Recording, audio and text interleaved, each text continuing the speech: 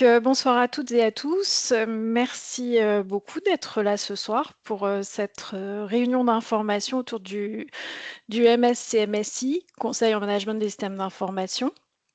Je suis Marie-Bia Figueredo, donc directrice de Executive Education à IMTBS et par ailleurs directrice de ce programme, enseignante-chercheuse en système d'information.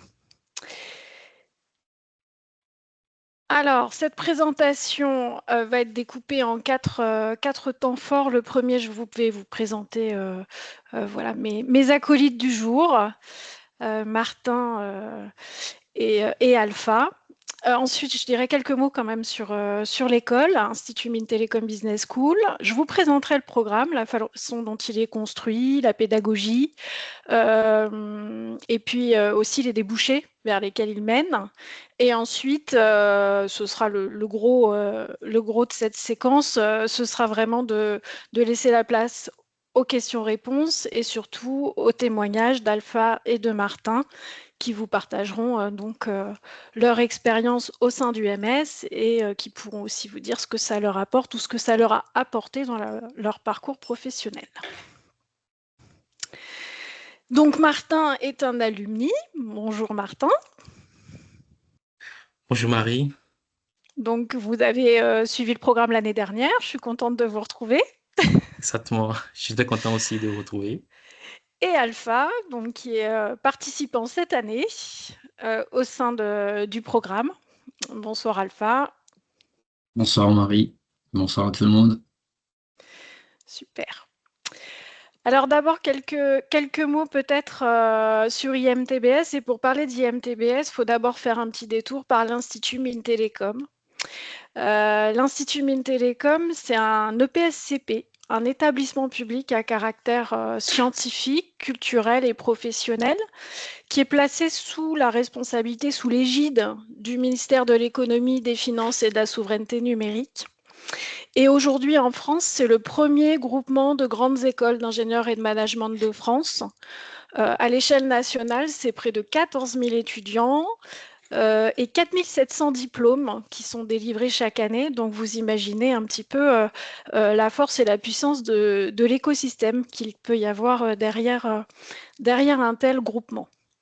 Il est composé de plusieurs écoles, majoritairement des écoles d'ingénieurs, 7 écoles d'ingénieurs en particulier, donc IMT Atlantique, IMT Nord-Europe, IMT Minalbi Carmo, IMT Minales, Mines Saint-Étienne, Télécom Sud Paris, avec qui on partage le campus à Évry, et Télécom Paris Tech. On a aussi 4 écoles associées, Eurecom, Mines Paris Tech, Mines Nancy NCA, et dans cet écosystème, une école de management, nous, Institut Mines Télécom Business School. Donc sa mission à cet EPSCP, cet établissement public, c'est vraiment d'innover, de produire de la connaissance scientifique et surtout de former les ingénieurs et les managers, alors d'aujourd'hui, dans le cadre de la formation continue, et de demain, dans le cadre de nos publics étudiants, pour accompagner cette grande aventure qui est la transition industrielle, numérique, énergétique et écologique.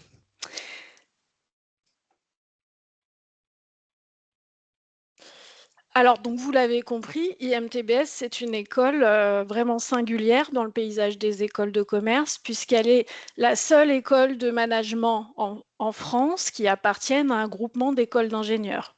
Donc, au cœur de son ADN, l'hybridation des compétences, ingénieur, manager, et elle a toujours été positionnée sur le management de l'innovation.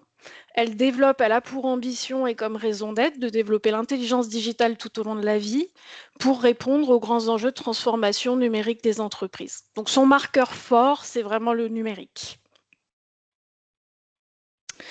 On est par ailleurs une école à taille humaine, puisque c'est 1300 étudiants, tout programme confondu, avec une faculté de 48 enseignants-chercheurs, ce qui offre un niveau d'encadrement inégalé aujourd'hui dans le paysage des écoles de commerce.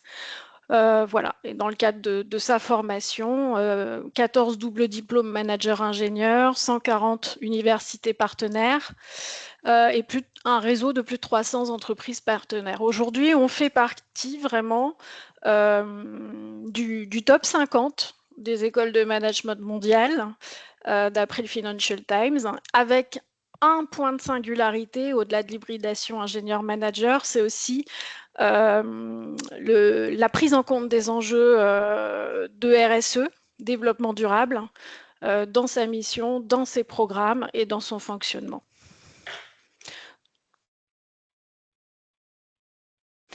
Alors, IMTBS, c'est aussi un lieu d'action, un lieu de réflexion. Je vous ai parlé de nos enseignants-chercheurs tout à l'heure. Ils mènent leurs recherches dans 2 laboratoires aujourd'hui, le LITEM avec Paris-Saclay, que vous connaissez certainement, un laboratoire de sciences de gestion et de sciences économiques, avec des travaux principalement orientés autour du numérique, et le LASCO, qui est un laboratoire d'innovation en sciences sociales, donc tout ce qui est sociologie notamment. Voilà, une production scientifique académique importante, des spécialistes reconnus au niveau international et un ancrage fort, là aussi, de sa recherche autour des enjeux de la transformation numérique. Économie numérique, transformation numérique principalement, et usage, sociologie des usages du numérique beaucoup. Donc aujourd'hui, on est acteur dans le programme France 2030 et lauréat d'un certain nombre de CMA, projets compétences et métiers d'avenir, qui sont financés à l'échelle nationale pour former en masse aux compétences du futur, que sont la cybersécurité, l'IA, la santé numérique, la 5G, la décarbonation, etc. Donc, un établissement d'enseignement supérieur aujourd'hui de premier plan. IMTBS, c'est aussi son incubateur, qui est le 4e incubateur de France, qui a la particularité aussi d'être un incubateur partagé avec des écoles d'ingénieurs, qui est très orienté évidemment sur l'incubation de projets de start-up, donc dans l'écosystème du numérique, et qui tire sa valeur ajoutée de ce lieu de croisement et de collaboration entre des managers et des ingénieurs. Donc, pour vous donner un indicateur, on a 80% de taux de survie de nos entreprises incubées après 5 ans, ce qui est quand même un indicateur de succès remarquable. Alors maintenant, je vais vous parler du MS qui vous intéresse, qui est donc le master spécialisé conseil et management en système d'information. Donc c'est une formation de niveau Bac+6, puisqu'on est sur un master spécialisé, labellisé par la conférence des grandes écoles, qui se déroule sur 12 mois en alternance sur Paris. Et ça, j'insiste, notre campus principal est situé à Évry, mais ce programme-là est déployé dans des locaux à Paris, dans le 2e arrondissement. L'ambition de ce programme, c'est de former des professionnels qui vont être capables de concevoir, de manager un système d'information qui soit à la fois porteur d'innovation et de confiance pour accompagner, pour soutenir la transformation numérique des entreprises. Et ça, c'est très important. Il y a évidemment ce côté être en capacité de détecter les innovations, le potentiel d'innovation porté par les nouvelles technologies, mais aussi de porter un regard critique, distancié, responsable sur ces innovations technologies et d'être capable d'avoir une vue équilibrée sur les projets technologiques. Donc, on est vraiment sur une formation qui va se trouver à la croisée des chemins entre les sciences du management et les sciences de l'ingénieur, qui est vraiment au cœur de l'expertise historique d'IMTBS, puisque ça fait plus de 30 ans que nous formons des professionnels des systèmes d'information. C'est un programme qui a été conçu en collaboration avec des professionnels des systèmes d'information. Alors, on a toujours été très, très proche des cabinets de conseil notamment, dont certains font partie du corps enseignant. On a aussi élargi l'équipe pédagogique avec des experts, du SIGREF ou des professionnels issus de grandes DSI, par exemple des directeurs de programme. Donc ça, c'est une diversité aussi d'intervenants auxquels vous avez accès dans différents types d'entreprises.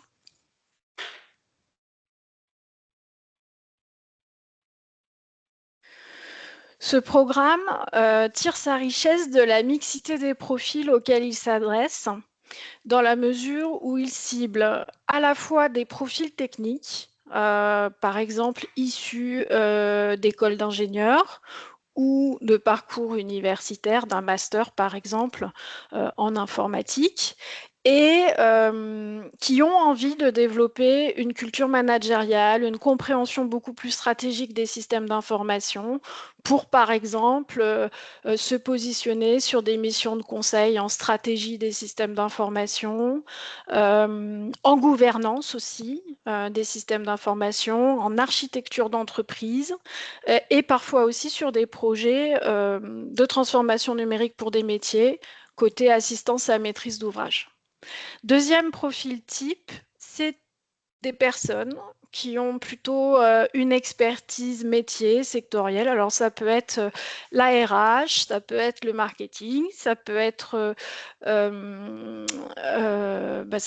souvent on a pas mal d'auditeurs ou de contrôleurs de gestion aussi qui après une première expérience, une première approche d'un système d'information ont envie d'orienter leur carrière dans ce sens. Et pour cela, ont besoin de développer des compétences techniques plus solides, des compétences en système d'information à proprement parler, en complément de leurs compétences métiers, pour pouvoir être consultant fonctionnel, par exemple, sur des projets, ou consultant assistance à maîtrise d'ouvrage, principalement. Consultant transformation numérique, voilà, globalement. Troisième profil, c'est des profils qui sont expérimentés, qui n'ont pas forcément le niveau Bac plus 4 ou Bac plus 5, mais qui ont engrangé de l'expérience dans les systèmes d'information et qui, pour évoluer, ont besoin et accéder à des fonctions managériales ou des postes à responsabilité, ont envie et besoin d'une formation de niveau 7, France Compétences, donc type master ou master spécialisé. Donc je précise tout de suite que c'est un programme qui est éligible en parcours validation des acquis de l'expérience également. Donc pour les personnes qui n'ont pas le niveau de diplôme en entrée, c'est-à-dire Bac plus 4 ou Bac plus 5. Le contenu du programme. Alors là, je ne vais pas rentrer dans les micro-détails, sauf si vous avez des questions tout à l'heure, on pourra y revenir. Mais ce qui est important de comprendre, c'est son découpage, son architecture. En fait, il a été pensé en 5 grands blocs d'enseignement qu'on appelle aussi des unités d'enseignement, à l'intérieur desquels il va y avoir des modules. Voilà, ces modules en moyenne font 21h, 28h.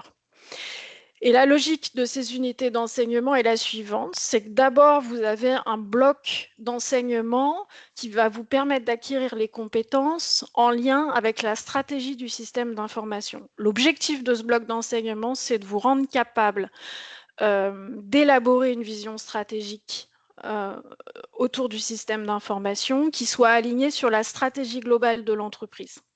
Donc ici, vous allez retrouver les enseignements de transformation numérique, de gouvernance, les grands enjeux, comment on gouverne un système d'information à l'ère de l'entreprise digitale, et un module autour de l'architecture d'entreprise.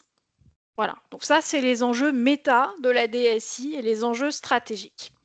Deuxième bloc d'enseignement, c'est toutes les compétences qui vont vous permettre d'accompagner un métier sur un projet donné. Donc souvent, dans le cadre d'une mission, assistance à maîtrise d'ouvrage, une mission de consulting fonctionnel sur un projet spécifique.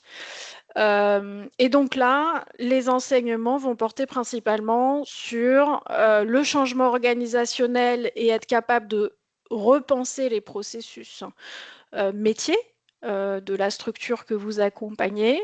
Et une fois que ces processus métiers ont été repensés, parfois réingénierie, comme on dit, optimisés, automatisés, peu importe, on va passer à la phase de conception du système d'information qui va supporter ces processus. Vous aurez aussi un module sur les ERP avec plus particulièrement un focus sur SAP. Troisième bloc d'enseignement, c'est les enseignements qui vont vous permettre de faire de la chefferie de projet. chefferie de projet, gestion de projet. Et dans ces enseignements, il y a évidemment un cours sur les approches agiles du développement informatique, parce que vous n'êtes peut-être pas sans savoir qu'aujourd'hui, pour être capable d'innover, on a des méthodologies de gestion de projet qui sont plus agiles. Donc, l'objectif, c'est de vous former à ces méthodologies, de vous donner aussi les fondamentaux de la gestion de projet, bien évidemment, et aussi une culture solide du développement informatique. Alors, l'ambition, c'est pas de former des développeurs, entendons-nous bien, mais c'est de vous doter de la capacité à travailler avec des équipes techniques et à interagir avec des équipes techniques. Donc ça, c'est des enseignements qui vont être... la partie gestion de projet est souvent ce qui est très très attendu par les profils qui sortent d'écoles d'ingénieurs, et parce qu'on aborde aussi les sujets autour de la conduite du changement, de comment on gère les parties prenantes sur un projet, et puis tous les enjeux d'agilité. Et puis par contre, tout ce qui est enseignement autour des fondamentaux du développement, là clairement, c'est souvent ce qui manque en fait aux profils qui viennent du métier. Et qui va leur permettre de s'intégrer beaucoup plus facilement dans des équipes pluridisciplinaires et de travailler avec les développeurs. Quatrième bloc d'enseignement, c'est très orienté sur le management du système d'information. Et on a pris le parti, alors management du système d'information, c'est hyper large. Vous verrez tout ce que ça veut dire dans le cours sur la gouvernance. Et nous, on a pris le parti de faire globalement 3 focus. Le premier, c'est les enjeux du management de la donnée. Le deuxième, c'est tout ce qui est autour du management des risques, et notamment avec la cybersécurité. Et le troisième enjeu et donc module, c'est autour du numérique responsable, du pilotage de l'empreinte carbone de l'IT. Et aussi le pilotage économique, parce qu'en fait, on s'est rendu compte, et ça c'est un cours qui est assez original dans la maquette, et qu'on retrouve peu en fait dans les autres programmes, c'est qu'aujourd'hui, le DSI évolue dans un environnement très complexe, très contraint, où il y a une exigence de preuve de la valeur des projets, parce qu'évidemment, les entreprises investissent beaucoup, mais compte tenu du contexte économique, doivent apporter aussi la preuve de la valeur des projets, chose extrêmement délicate, et c'est pour ça qu'on a introduit ce cours sur le pilotage des coûts, de la valeur et de l'empreinte carbone de l'IT. Et puis enfin, dernier bloc, c'est tout ce qui est lié à la mission en entreprise, puisqu'on est sur un master spécialisé avec l'obligation d'une mission en entreprise. Alors, soit dans le cadre d'un contrat en alternance, type contrat pro ou contrat en apprentissage. Donc là, le rythme, j'y reviendrai tout à l'heure, mais c'est 3 semaines en entreprise, 1 semaine à l'école. Ça peut être aussi dans le cadre d'un stage alterné. Ça peut être aussi dans le cadre d'une personne qui serait en poste et qui aurait l'autorisation ou le soutien de son entreprise pour suivre la formation, et qui pourrait suivre la formation voilà, de façon alternée, mais ça veut dire se libérer 1 semaine par mois pour aller suivre les cours. Dans tous les cas, à l'issue du programme, pour obtenir le programme, il faut un équivalent 4 mois temps plein pour passer en entreprise sur une mission en lien avec le diplôme, donc les systèmes d'information. Et aussi, bien sûr, la réalisation d'une thèse professionnelle, puisque l'adossement à la recherche, c'est quelque chose d'essentiel dans un master spécialisé. Voilà. Et pour cela, vous êtes accompagné d'un point de vue méthodologique avec un cours qui s'intitule Méthodologie de la recherche. 3 points forts. 3 points forts du programme de mon point de vue. La première, c'est que l'an prochain, on va mettre en place la possibilité de passer la certification PSM 1. Donc, c'est la certification Professional Scrum Master niveau 1. Donc ça, ce sera sous condition d'avoir les prérequis, le niveau à l'issue du cours. Vous allez être formé, vous allez avoir un cours sur l'agilité qui va vous former justement à cette méthodologie. Et en fonction de votre niveau à la sortie, on vous dira si vous êtes éligible, et on pourra vous permettre de passer la certification. Deuxième point fort du programme, c'est que tous les enjeux actuels que sont l'IA, la cybersécurité, les enjeux numériques responsables, c'est des enjeux qui vont être traités de façon transverse et plus particulièrement dans certains modules, mais qui sont pris en compte dans le programme. Troisième point fort, c'est la pédagogie active et professionnalisante. On travaille beaucoup en learning by doing. Martin et Alpha pourront en témoigner. Beaucoup en équipe projet sur des cas inspirés du réel ou parfois des cas réels tout court, des mises en situation, des hackathons. On est parfois invité dans des cabinets de conseil. Voilà, donc ça, on pourra y revenir tout à l'heure, mais ça, c'est un autre point singulier en tout cas du programme. Le programme est professionnalisant, donc cette année, et c'est fluctuant d'une année à l'autre, c'est assez intéressant, mais on a, alors je vois pas bien les chiffres, hein, mais je crois que c'est 62% de nos participants qui sont en alternance au sein d'une DSI, d'une grande ou d'une TPE, d'une grande entreprise ou d'une TPE, souvent, parfois PME. On a 15% qui font leur alternance dans un cabinet de conseil et d'audit et 23% qui travaillent dans, pareil, PME, TPE, parfois des grandes entreprises, hein, on parlera du cas d'Alpha tout à l'heure, dans une direction métier sur des projets de transformation numérique.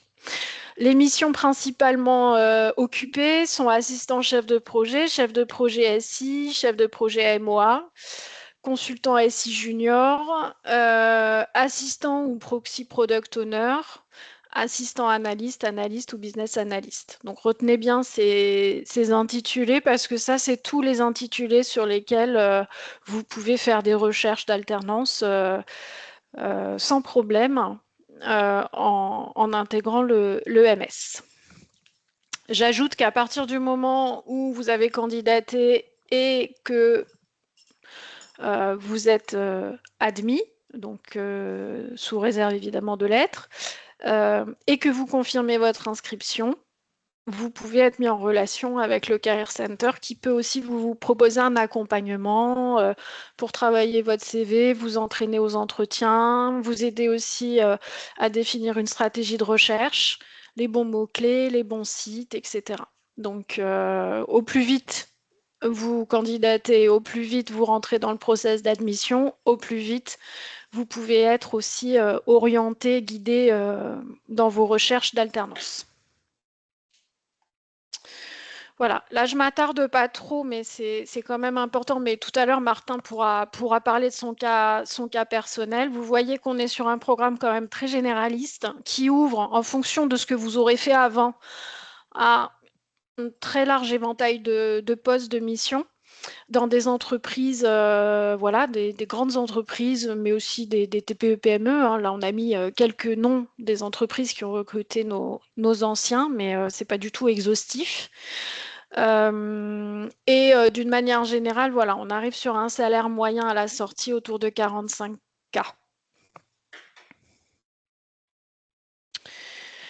Alors, pour finir cette présentation, je voudrais juste prendre 3 minutes pour vous présenter le calendrier. Donc là, aujourd'hui, les inscriptions sont ouvertes. Vous pouvez tout à fait commencer à candidater. Préalablement, vous pouvez aussi d'ailleurs échanger avec Ophélie, qui est là aujourd'hui et qui répondra à vos questions si vous en avez de nouvelles à l'issue du webinaire et qui pourra vous guider aussi dans la construction du dossier. Ensuite, vous déposez votre dossier, essayez de le faire sans tarder.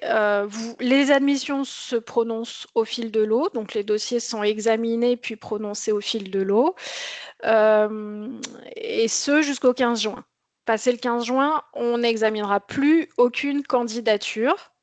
La rentrée aura lieu en septembre 26, la fin des cours en juillet 2027 et les soutenances en général en septembre 2027. Donc c'est un programme qui se déroule 12 mois de septembre à septembre.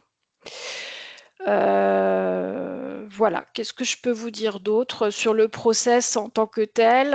Donc il y a un certain nombre de pièces à fournir, mais ça, Ophélie Nomain ou sur le site, vous trouverez toutes les informations.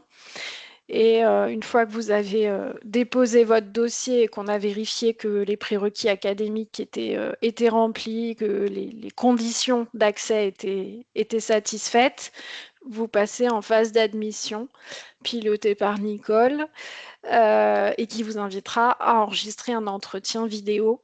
Voilà. Et puis ensuite, ce sera examiné par moi et Michel, le co-directeur du programme, Michel Maurice de Mouriou, qui émettront un avis sur votre candidature. Voilà, vous recevrez ensuite les réponses sous un délai de 10 à 15 jours maximum. Donc ça peut aller assez vite. Voilà, et il faut surtout anticiper et ne pas attendre le dernier moment parce que ce qui est vraiment critique, c'est la mission en entreprise, c'est avoir une mission en entreprise et éventuellement pour ceux qui comptent là-dessus pour financer la formation, le contrat en alternance. Voilà, maintenant je vais laisser la parole à Martin et Alpha. Je vais vous inviter l'un et l'autre à vous présenter rapidement votre parcours peut-être et les raisons qui vous ont poussé à l'époque à candidater au MS. Qui veut démarrer? Vas-y, Alpha. Martin, tu veux que je commence? Vas-y, oui. Ok, parfait. Bon, rebonsoir à tout le monde pour ceux qui n'étaient pas là au début, pardon. Donc moi c'est Alpha. Donc je suis actuellement dans le master spécialisé qui vient de vous présenter Marie. Donc avant de rejoindre le master spécialisé, j'ai obtenu un bac+5 en mathématiques et ensuite j'ai fait un master spécialisé en data science et que j'ai fait en alternance. Et ce qui m'a poussé à intégrer ce master spécialisé, c'est que justement, à la sortie de mon master spécialisé en data science, j'avais des compétences techniques très très élevées, donc très très poussées, niveau data, partie analytique, mais il me manquait cette partie gestion de projet, management, qu'il me fallait vraiment pour pouvoir intégrer le monde professionnel parce que aujourd'hui, c'est bien important d'avoir des compétences techniques, mais à côté, si on n'a aucune notion du management, de la gestion des projets, orienté ici, on peut s'en sortir au début, mais ça va pas durer dans le temps. Et d'ailleurs, ChatGPT nous l'a prouvé actuellement. On peut développer un site, on peut faire des choses très très facilement techniquement, mais si derrière on n'a pas cette notion d'encadrer les problématiques qui sont liées au projet, on ne pourra pas s'en sortir. Et donc, c'est tout simplement ce qui m'a motivé à intégrer ce master spécialisé. Et je vous avoue que j'ai pas regretté parce que ça correspondait exactement à ce que je cherchais en termes de formation, de contenu, le contenu du programme tout simplement. Et donc, je réalise ces masters spécialisés en alternance. Donc, c'est lycée déco où je suis chef de projet data et transformation digitale.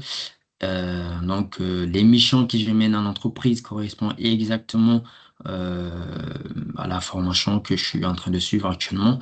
Et donc, voilà, je vais m'arrêter là pour la présentation. On pourra répondre aux questions prochainement. Merci beaucoup. C'est très précis déjà. Martin, à vous. Oui, très bien. Merci, Alpha. Bonsoir à tous. Alors, je m'appelle Martin Kpakpo. Donc, je suis diplômé du MS MSI de la promotion 2024-2025. Et actuellement, je suis en poste auprès d'un partenaire de l'école. Donc, moi, j'ai intégré le MS après master classique en ingénierie. Donc, pendant mon master, cette année, euh, voilà, mon master avant le CMSI. Donc, j'étais en alternance chez dans un grand cabinet de conseil, donc Capgemini, je ne sais pas si vous connaissez, donc où j'étais développeur. Donc, j'avais un profil typiquement technique. Et à la fin de mon master, donc j'ai voulu avoir à la fois cet équilibre comme alpha, technique et fonctionnel. Donc, c'est ainsi, voilà, j'ai cherché, j'ai trouvé le master spécialisé. Et très vite, j'ai vu que c'est ce que je recherchais en tant que formation à la suite de mon master. Donc, et là, j'ai intégré le CMSI. Et en intégrant le CMSI, j'ai été aussi en alternance au sein de Sanofi, plus précisément leur DSI, donc sur Lyon. Donc, et depuis septembre dernier, donc j'ai terminé ma formation et actuellement, donc en CDI dans un cabinet de conseil, je dirais auprès du plus grand partenaire ou bien le partenaire historique de l'école. Voilà. Donc, si je peux dire le nom au sein de MC2I. Donc, je suis consultant là-bas actuellement. Donc, en quelque sorte, voilà, c'est ma présentation et voilà, je suis ravi de répondre à vos questions. Très bien, Merci. merci beaucoup. Et peut-être, Martin, je ne sais pas si vous pouvez expliquer comment vous avez été amené parce que vous avez été en fait détecté par MC2I, c'est ça? C'est ça, c'est ça. Alors, ce qu'il faut, alors comme vient de le dire Marie, pendant la formation, il y a des séances qu'on fait souvent dans les locaux des entreprises et aussi il y a des intervenants qui viennent du monde du travail, généralement qui viennent des cabinets de conseil, des entreprises qui viennent dans le coup. Donc, ce qu'il faut savoir, c'est que ces intervenants sont nos potentiels recruteurs, si je peux le dire comme ça. Et voilà, et moi, de mon cas particulier, c'est que c'était dans le cadre du développement low-code. Donc, c'était un cours qu'on avait eu avec le cabinet MC2I. Donc, à l'issue du cours, on a eu un petit hackathon dont on a fait la soutenance, voilà, à la fin du cours, on a fait la soutenance au sein des locaux du cabinet. Donc, on a fait une très belle présentation. Donc, nous sommes arrivés à deuxième de sur notre sujet. Donc, c'est là que, on a été rapproché après par le service de recrutement. Donc, qui rapidement a pris contact avec nous. Et c'est ainsi que, voilà, moi, j'ai pu passer mon process. Donc, je crois que c'était pendant le mois d'avril dernier. Donc, j'ai déjà, et ça a été très, très rapide. Donc, ça prouve une fois de la confiance voilà, de la confiance que, que les entreprises ont mis dans l'école. Voilà, c'est un peu la confiance et aussi, ça prouve aussi du sérieux qui se fait, au sein de la formation. Donc, c'est comme ça et très vite, j'ai signé mon contrat et j'ai intégré le cabinet en octobre parce que, voilà, en novembre plus précisément, j'étais encore en alternance chez Sanofi, le temps de finir et de commencer. Donc, c'est un peu ça. Très bien, merci. Est-ce peut-être que ces deux témoignages appellent des questions? N'hésitez pas à prendre la parole. Alors, vous pouvez le faire par deux moyens. Soit vous levez la main et puis je vous donne la parole à tour de rôle, soit vous pouvez aussi poser vos questions en activant le petit Q&R là qui se trouve dans les menus. Voilà, et dans ce cas-là, vous les posez à l'écrit et je les lis et j'y réponds. Enfin, on y répond tous les trois. Voilà. Est-ce qu'à ce stade, il y a des questions? Soit sur le programme, soit sur les expériences de Martin et Alpha.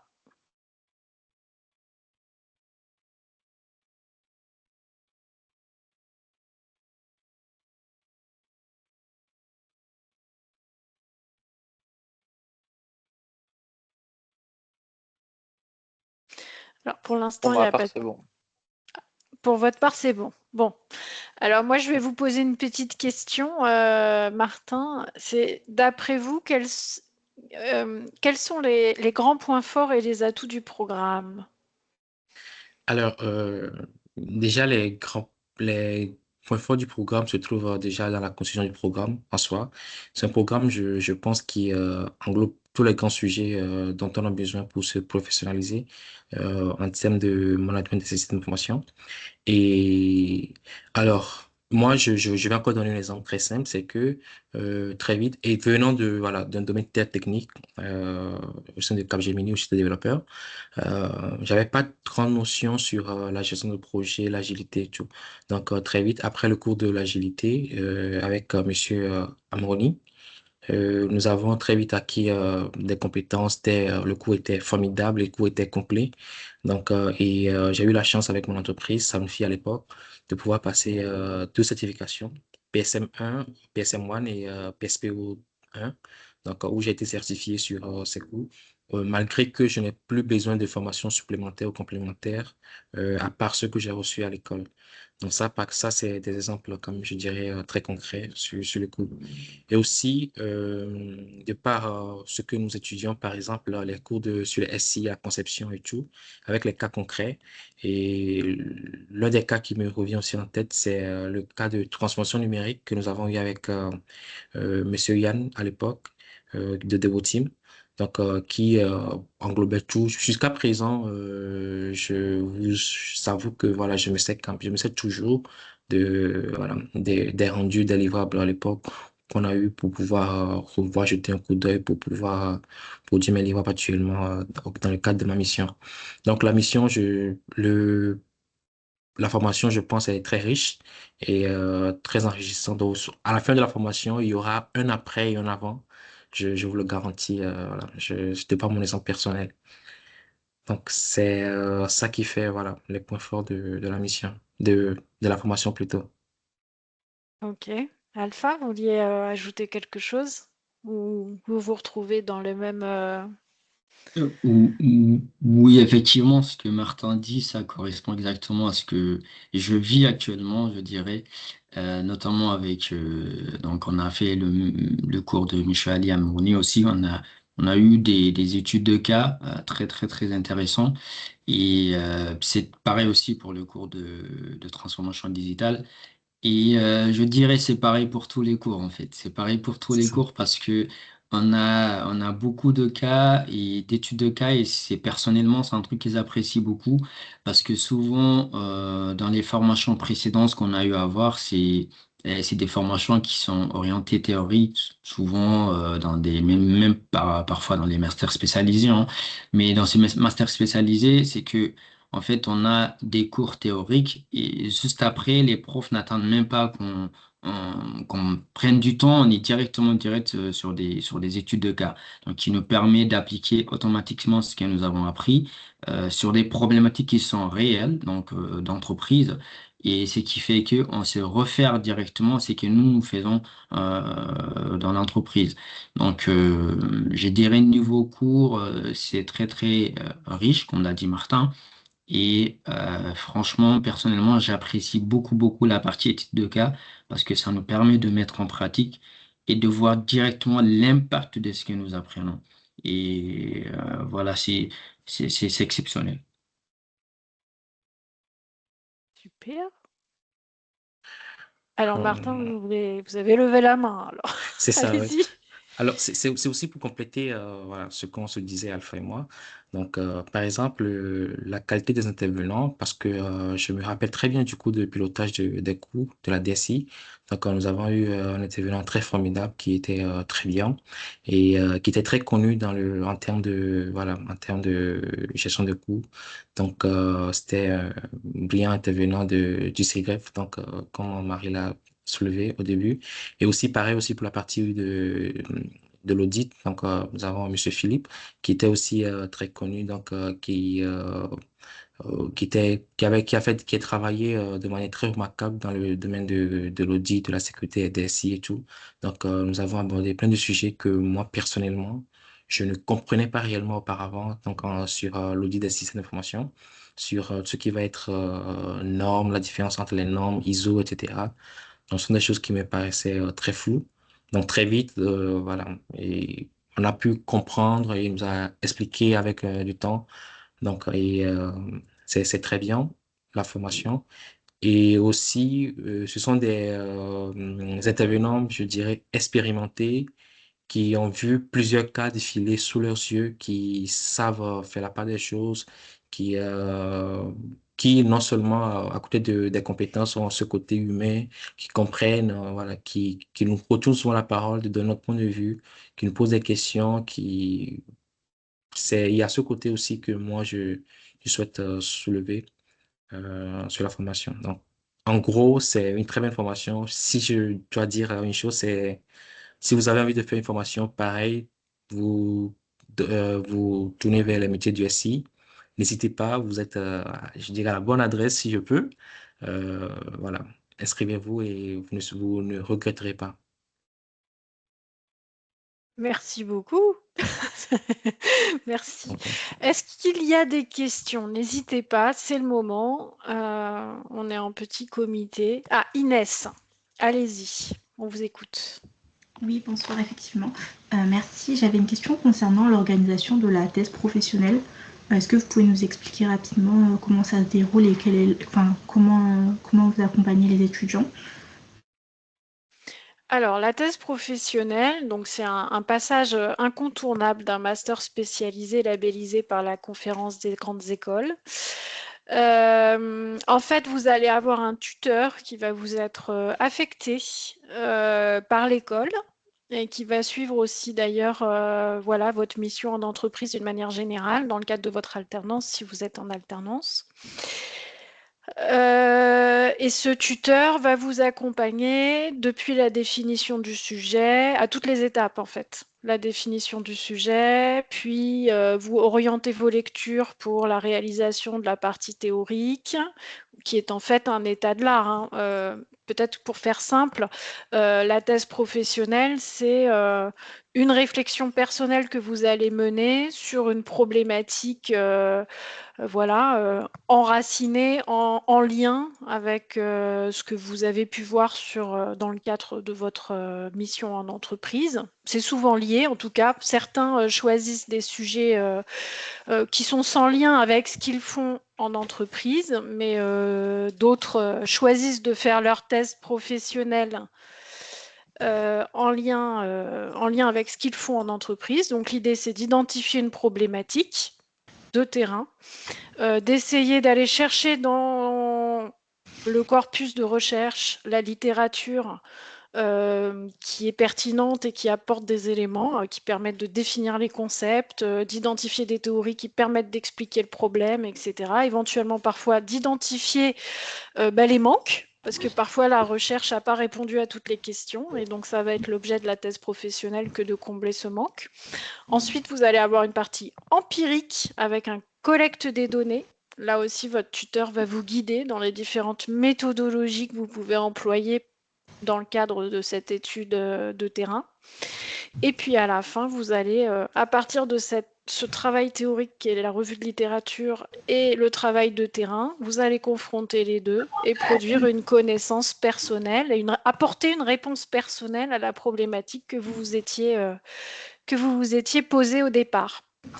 Voilà, donc sur l'accompagnement, il y a un tuteur qui vous est alloué, qui vous accompagne à chaque étape, qui peut vous demander des rendus à des dates précises. Et aussi, vous avez un module dispensé par un professeur sur la méthodologie du mémoire. Ok, et qui fait 21 heures, je crois, à peu près. d'accord. Voilà. Super, merci pour votre réponse. Est-ce qu'il y a d'autres questions? Alors, attendez, je regarde. Alors, qui a posé la question? Whitney, est-ce que vous voulez prendre la parole? Oui, bonsoir. Bonsoir. Alors, j'avais deux petites questions. La première, c'est étant par exemple profil communicante, quelqu'un qui a fait le master en communication, en marketing digital, est-ce que cette personne est éligible pour candidater à cette formation? Parce que j'ai l'impression que c'est une formation beaucoup plus axée pour des profils ingénieurs.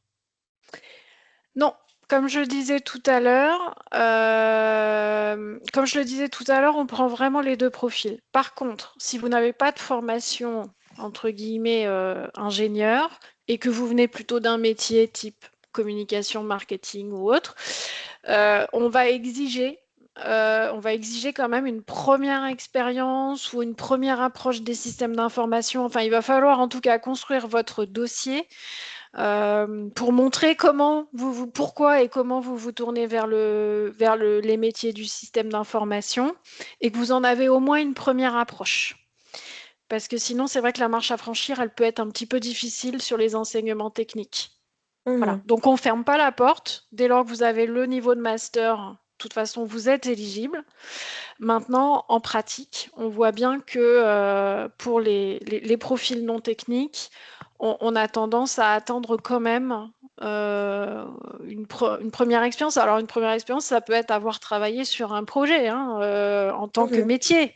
mais d'avoir quand même approché le monde des systèmes d'information d'une façon ou d'une autre, ou s'être auto-formé, avoir suivi, je sais pas, des MOOC, des choses comme ça, quoi. Mais il faut montrer que Mhm. quand même il y a une cohérence aussi dans votre parcours.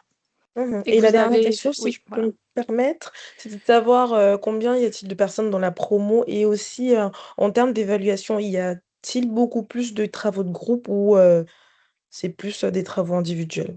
Et voilà. Alors, la promotion cette année, ils sont 27. Le maximum qu'on se donne, c'est 30-33, mais pas plus. Parce qu'après, c'est compliqué justement parce qu'on travaille beaucoup par équipe sur des études de cas, des projets. Et donc, voilà, le passage à l'échelle n'est pas simple. Ok. Donc voilà, et la plupart du temps, dans quasiment tous les modules, les évaluations sont des évaluations de mise en situation, études de cas par équipe. Il y a quelques enseignements qui sont évalués individuellement, mais c'est pas la majorité. Ok, merci beaucoup. Voilà. Tarek, est-ce que vous voulez prendre la parole? Oui, oui, j'avais une question. C'est pas forcément à voir avec le programme. Vous avez dit que la formation, elle a lieu à Paris. C'est à Évry ou Paris 2 que vous avez évoqué? Juste Non, non, c'est pour bien à me... Paris. La formation se déroule à Paris, rue des Jeuneurs, donc c'est pas très loin du quartier de la Bourse. C'est à peu près 10 minutes à pied du RER Châtelet-Léal. Voilà, il y a juste un événement dans l'année qui se déroule à Évry, c'est le hackathon low code.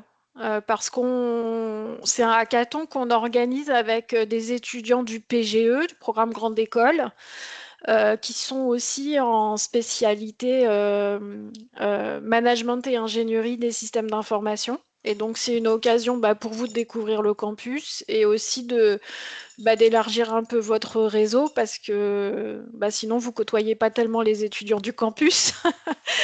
Et voilà, c'est Très bien. l'occasion de faire connaissance avec eux et puis de voir aussi comment ça se passe sur le campus. Ok, merci. Charles, vous avez une question? Oui, tout à fait. Bonjour.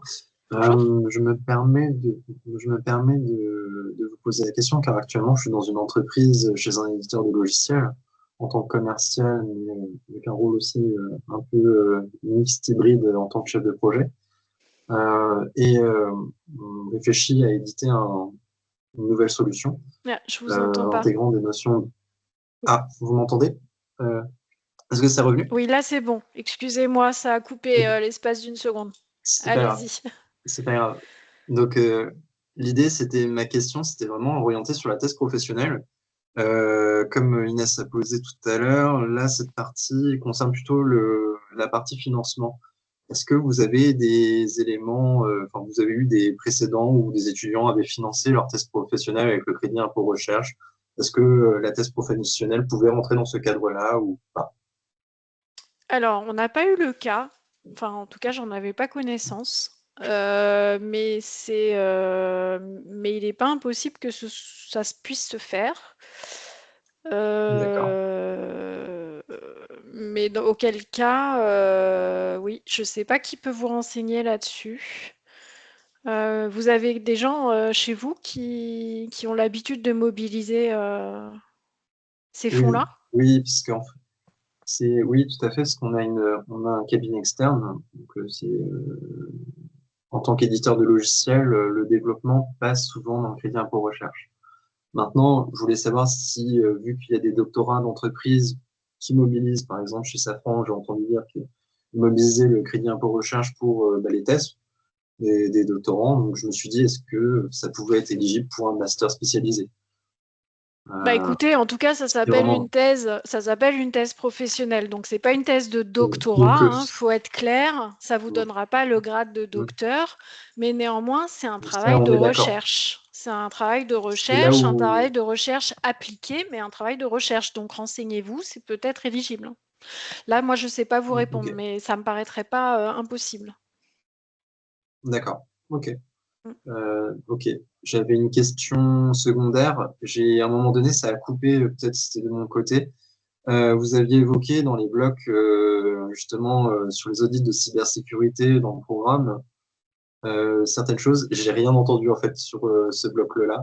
Est-ce qu'il y aura il y aura une Non, mais rediffusion du je son peux redire enregistré ou... rapidement. Non, mais je peux redire rapidement. Mais j'étais pas trop rentrée dans les détails du contenu de chaque cours. Mais ce que j'avais dit, c'est que ce bloc d'enseignement était orienté vers le management des systèmes d'information avec trois angles, mais qui sont des partis pris parce qu'en fait, le management des systèmes d'information, c'est très large. Le premier angle, D'accord. c'était la data et l'IA. Donc, management de la donnée, intelligence de la donnée à l'ère de l'IA. Le deuxième angle, c'est un deuxième D'accord. module, c'était tout ce qui était autour du management des risques numériques, audit des risques numériques, cybersécurité.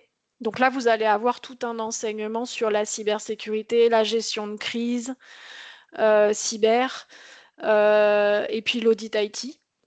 Et puis le troisième angle, c'était tout ce qui est numérique responsable, enjeux environnementaux du SI, de l'IA, voilà, qui est aussi un enjeu fort aujourd'hui. Et j'avais ajouté un quatrième angle qui est l'enjeu du pilotage économique de la DSI, parce qu'aujourd'hui, on met beaucoup d'argent dans la transformation numérique, mais les conseils d'administration sont aussi très en demande de preuves de valeur et de ROI. Mhm. Et on est dans des contextes économiques très tendus, très contraints, donc le pilotage économique du SI est aussi un enjeu très très fort en ce moment et il y a des débouchés intéressants dans ce domaine-là aussi. Donc il y a un cours sur le Tout à pilotage fait. de la valeur et le pilotage des coûts de l'IT. Voilà. D'accord. Ok. Voilà. Et ça, c'est Je vous remercie d'avoir le refait. quatrième bloc. Merci en tout cas d'avoir refait le point là-dessus parce que j'avais vraiment pas entendu et c'était dommage parce que je pense que effectivement c'était les derniers aspects qui étaient particulièrement intéressants du programme, en tout cas que je trouvais vraiment très pertinent aussi également. Merci. Merci à vous. Est-ce qu'il y a d'autres questions? Est-ce qu'on a couvert tous les sujets? Peut-être il nous reste 4 minutes. C'est vrai que je n'ai pas pensé à vous demander, Martin. Je vois qu'il y a des questions sur la thèse professionnelle. Je ne sais pas, peut-être que mon discours a été un peu abstrait. Inès, vous me direz hein, si j'étais un peu abstraite, mais peut-être que Martin peut illustrer le travail de thèse professionnelle que vous avez fait. Sur quoi vous aviez travaillé l'année dernière? Comment ça s'était passé? Ok, très bien. Alors, mon année dernière, j'étais chez Sanofi. Donc, j'étais chef de projet sur un projet de manufacturing 2.0. Donc, pour lequel on déployait des bracelets électroniques sur des sites de Singapour et de Neuville. Donc, moi, j'ai travaillé sur la perception des salariés euh, de ce bracelet qui sont déployés parce que déployer un bracelet, c'est changer la méthode de travail, c'est ajouter un gadget supplémentaire. Donc, il y a toute une phase de conduite de changement à faire. Donc, moi, j'ai eu à travailler sur la perception que les salariés ont de ce bracelet. Donc, j'ai mobilisé les technologies à certains modèles, des modèles et tout. Et très vite, j'ai trouvé le sujet avec ma tutrice, enseignante chercheuse à l'école. Donc, une fois le sujet trouvé, donc qui m'a orienté vers où trouver les documents et les documents nécessaires pour pouvoir faire la revue de la littérature. Et aussi, grâce au cours de Madame Chantal, donc c'est le cours sur la méthodologie de recherche. Donc, j'ai pu aussi trouver des billes là-bas. Et après, ça s'est passé tout seul. Donc, j'ai rédigé et au final, j'ai soutenu. Donc, au début, en l'écoutant, ça s'annonce très rude. On se dit, est-ce qu'on serait capable? Mais voilà, on sera accompagné. Donc, on aura un cours en classe avec une professeure et puis on aura notre tutrice aussi qui va nous suivre, voilà, nous relire le document, donner son point de vue. S'il faut même, voilà, réorienter vers d'autres sources de recherche, elle nous le fera. Donc, moi, c'était mon cas, c'était très bien, c'était une très belle expérience pour ma part. Et finalement, j'ai produit un très bon document. Je Super. ne sais pas Et on si voit que j'ai... vous avez choisi, et c'est quand même intéressant, vous n'avez pas choisi un sujet technique. En Non, non, fait, vous c'est avez ça. choisi un sujet sur les usages Exactement, et c'est sur ça. la conduite du changement autour d'une innovation technologique. Donc, c'est chouette comme quoi.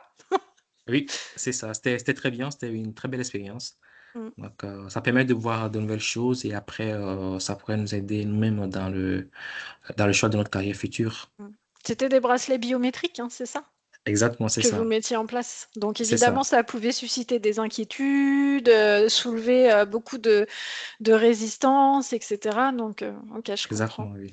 Et Mm. vous, Alpha, votre sujet, vous l'avez Euh, trouvé? oui, et je l'ai trouvé, mais juste avant ça, je voulais rassurer, c'est Inès, je crois bien, oui, je voulais rassurer sur l'accompagnement parce que, en fait, la thèse professionnelle, on est vraiment accompagné. On est vraiment accompagné.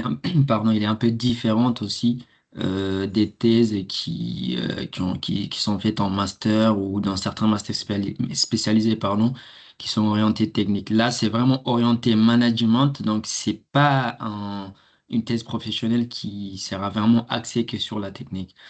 Et donc, moi, mon sujet va porter sur la donnée. Donc, c'est la perception de la hiérarchie de la donnée en quelque sorte dans les entreprises. C'est que nous avons remarqué que actuellement la donnée c'est le cœur, enfin pardon, c'est le nerf de la guerre, on va dire. Et moi, ce que je veux, c'est étudier en fait l'impact de cette donnée dans les entreprises, dans la prise de décision. Est-ce que elle a un pouvoir qui est autonome ou alors est-ce que c'est un pouvoir qui est utilisé par les managers ou les directeurs dans les entreprises pour prendre des décisions tout simplement. Donc c'est voir vraiment est-ce que voilà, cette donnée a un pouvoir autonome en quelque sorte dans la prise de décision dans les entreprises. Et donc j'ai trouvé le sujet et qui a été validé par mon tuteur et notamment celle qui est responsable du cours de méthodologie. Et donc voilà, donc on va commencer, comme on appelle ça, les entretiens dans les entreprises pour pouvoir après récolter des données et pouvoir l'affronter avec euh, l'étude littéraire, donc l'art, l'étude de l'art. Et donc voilà, donc on est accompagné vraiment de A à Z et on a un cours donc sur la méthodologie de recherche qui est très très très important parce que avant j'étais vraiment moi à côté, j'étais focus sur euh, comment on appelle ça, une thèse professionnelle technique et dès le premier jour de cours, ça m'a vraiment beaucoup beaucoup aidé et on est accompagné de A à Z. Et un autre point que je voulais rajouter sur l'accompagnement, c'est que on a une proximité vraiment énorme. Énorme, c'est un truc qui m'a vraiment frappé dès le début des cours, la pré-rentrée. On a une proximité avec les profs, les enseignants. Il y a Marie qui est là présente. Et on a une proximité que je n'ai pas vraiment eu. C'est pas vraiment un truc où je vais reprocher dans mes écoles précédentes, mais c'est une proximité qui m'a vraiment frappé et que j'ai beaucoup aimé. Et je trouve ça très, très, très important, en fait. Voilà. Merci, Alpha. Est-ce qu'on a fait le tour des questions? Est-ce que vous avez une dernière question? J'espère qu'on a pu couvrir. Ah, Ruben, je vous Bonsoir. écoute. Bonsoir. Excusez-moi, je suis venu en retard parce que j'avais des problèmes de réseau. Donc, certainement, la question que je vais poser a peut-être déjà été posée plus tôt dans le live. Mais vu que j'étais pas là, j'aimerais quand même savoir, c'est quoi les différentes étapes pour intégrer l'école? Une fois que la demande a été faite sur le site, c'est quoi les étapes qui suivent? Alors d'abord, il y a une première étape où on va regarder que votre dossier est complet et recevable. Ça, c'est Ophélie qui s'en occupe. Donc, que vous répondez aux critères pour candidater. Et une fois que ça, c'est bon, la candidature va... On va vous... Enfin, là, c'est Nicole, par contre, qui prend la main, qui va vous envoyer un lien pour enregistrer un entretien en vidéo. Donc, c'est une série de questions. Alors, cet entretien, c'est vraiment un entretien pour pour comprendre qui vous êtes, votre motivation à intégrer le programme, la solidité de votre projet. C'est pas du tout un entretien technique, c'est vraiment s'assurer que le programme auquel vous candidatez correspond bien à ce que vous avez envie de faire et que ça fait sens. Et puis, donc, une fois que vous avez enregistré cet entretien, tous les éléments nous sont transmis à moi et à Michel Maurice de Mouriou, avec qui je travaille sur le programme, qui est co-directeur avec moi. On évalue chacun, on rend notre évaluation. Ensuite, il y a un jury d'admission qui se prononce en fonction de notre retour. Et puis, dans les jours qui suivent, vous obtenez la réponse, admis ou pas admis. Voilà. Mais en général, ça se fait sous un délai relativement bref. Une fois que votre dossier est déposé, complet et considéré comme éligible, il faut compter environ 15 jours, je dirais. Ok, ça marche, super, merci. Voilà. Et puis, je vous précise aussi que si vous n'avez pas pu suivre l'intégralité de l'entretien, le replay va vous être envoyé à l'issue du webinaire. On a tout enregistré, donc vous pourrez Ok, super, réécouter merci tout ça beaucoup. tranquille. Ça marche, merci. Voilà. Bon, bah écoutez, je crois qu'on a un petit peu dépassé, mais ça fait pile 1 heure qu'on échange ensemble. Je vous remercie beaucoup, Alpha, Martin, pour votre présence et vos gentilles paroles à l'égard du programme. Ça fait plaisir. Je vous souhaite bonne continuation tous les deux. Et puis, merci à vous tous qui avez participé. Posez vos questions. N'hésitez pas, si vous avez la moindre question complémentaire, Ophélie Nomain peut vous répondre par téléphone. Donc, n'hésitez pas à la contacter avant de déposer votre dossier si vous avez encore des questions ou des doutes. Voilà. Au revoir. Merci beaucoup. Au revoir. Merci. Bonne soirée à tous. Merci Bonne à soirée. tous. Très bonne soirée. Au revoir.